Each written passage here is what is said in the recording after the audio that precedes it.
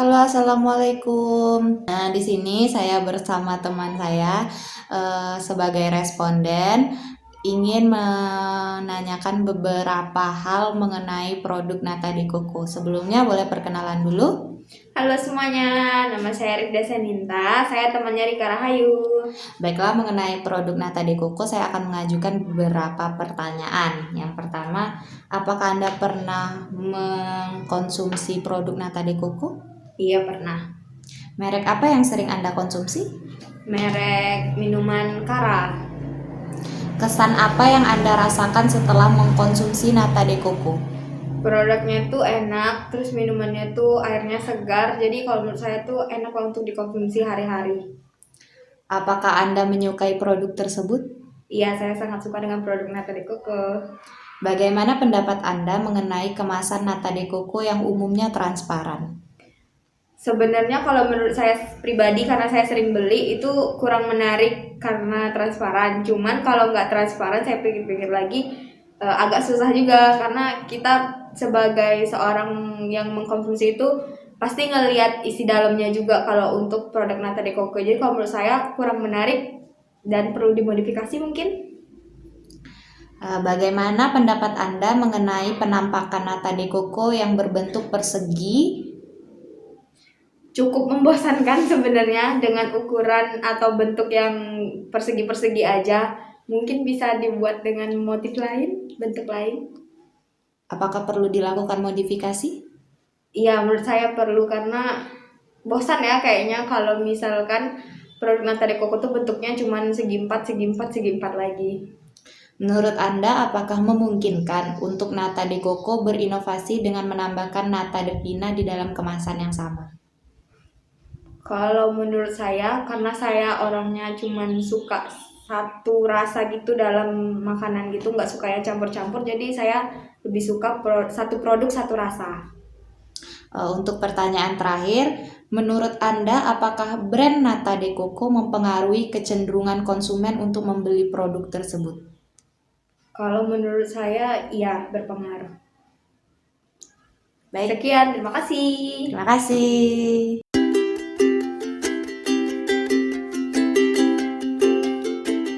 Assalamualaikum warahmatullahi wabarakatuh. Waalaikumsalam warahmatullahi wabarakatuh. Halo. Halo, Sebelum masuk ke pertanyaannya, boleh perkenalan diri dulu? perkenalkan nama saya Yola Jalan Abdillah, umur saya 20 tahun, pekerjaan saya mahasiswa, hubungan dengan periset yaitu sebagai teman.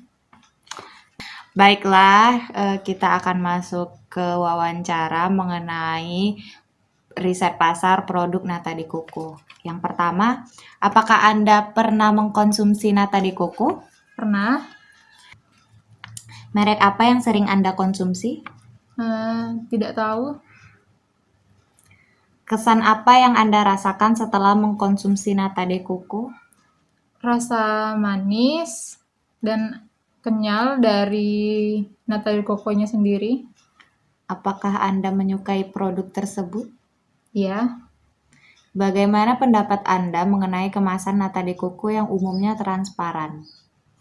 sangat bagus karena konsumen dapat mengetahui bentuk dan isian dari nata de coco yang ada di dalamnya. Bagaimana pendapat Anda mengenai penampakan Nata de Coco yang berbentuk persegi? Apakah perlu dilakukan modifikasi?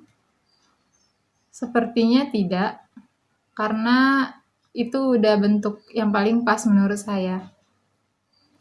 Menurut Anda, apakah memungkinkan untuk Nata de Coco berinovasi dengan menambahkan Nata de Pina di dalam kemasan yang sama? Sepertinya perlu, karena produk nata de coco terlalu monoton. Baiklah, kita masuk ke pertanyaan yang terakhir.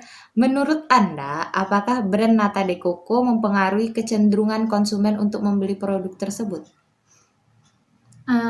Sepertinya iya, karena apalagi ketika bulan puasa banyak konsumen yang menjadikan nata de coco sebagai minuman ketika berbuka puasa. Baik, terima kasih untuk waktunya. Oke, Semoga sama-sama.